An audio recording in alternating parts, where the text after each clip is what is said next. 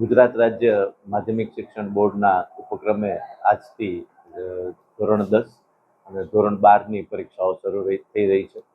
એ પૈકી આજથી જામનગરમાં પણ જિલ્લા વહીવટીતંત્ર અને જિલ્લા શિક્ષણ વિભાગ દ્વારા શાંતિપૂર્ણ રીતે અને ખૂબ સારા માહોલમાં પરીક્ષાનું આયોજન થાય એ માટેની તમામ તૈયારીઓ પૂર્ણ કરી દેવામાં આવી છે. આજે પહેલો પેપર ધોરણ 10નો સવારે ગુજરાતી વિષયનો છે.